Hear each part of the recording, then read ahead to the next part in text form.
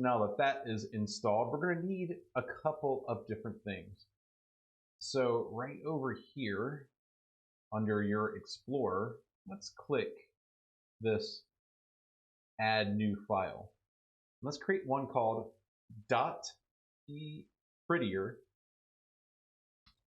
rc.yaml.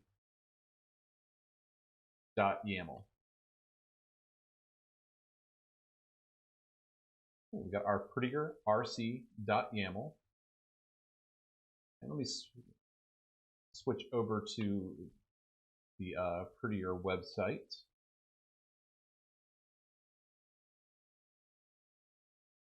And you go here to install Prettier. It tells you some of this stuff, and it gives you all the information that you're going to need. But I'm going to go down here under configuring Prettier and clicking the configuration file.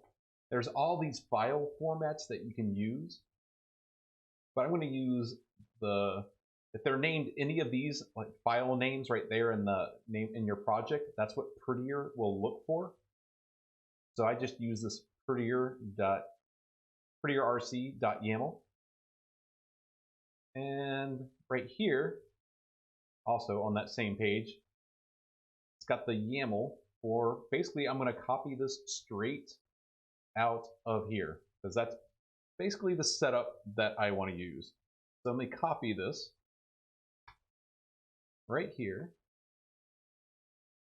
go back to Visual Studio Code over here, just paste that down, and I'll go over this really quickly here. What this is saying is that we're going to want trailing commas. We're going to use ES5, which is ECMA script 5. Don't worry about that right now. It just handles how our trailing commas work and when we want to format things. Our tab width, we hit that tab button. It's going to be 4 white spaces wide. Semi means semicolon, and false. And here's just my preference on JavaScript. I don't like the ending semicolons, and I'll show you really quick what that will look like in a second. And single quotes. So you have the choice between, let's see, I'll just show you right here. Here's a single quote, then here is double quotes. So prefer using single quotes on our strings. You'll see how that will look in a second.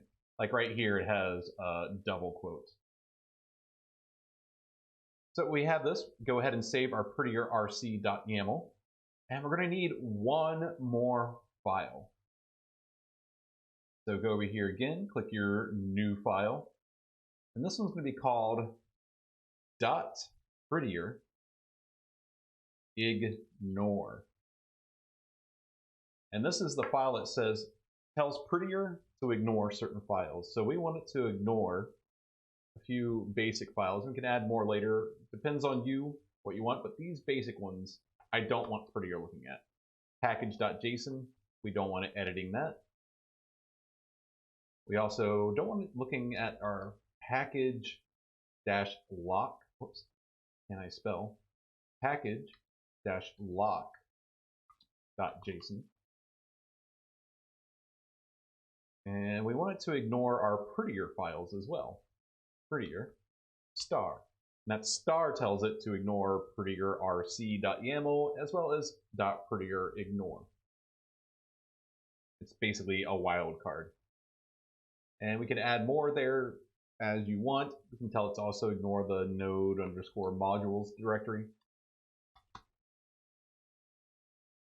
That's usually a pretty good bet to ignore that directory. Our node modules is where all the packages from NPM are stored, and we usually don't mess with that stuff. So we just leave that alone. I think by default, it already ignores node modules, so you don't even need to put that there. But I'm just gonna put that there that this is a directory, and it is ignoring that directory now. There we have it. And this basically enables Prettier from the command line. So let me clear things out right here. So if you do like npx just kind of runs everything. It's kind of a shortcut for running packages that you've installed. If the packages isn't installed, npx will install it. but we already have it installed, so npx is a good way of running these packages on the command line. So npx Prettier. If we go -- check, it just checks all the files we have right there. It's like, oh, cool, everything's cool, because we really don't have any files yet. And there's npx Prettier -- write and dot to tell it what directory to look in.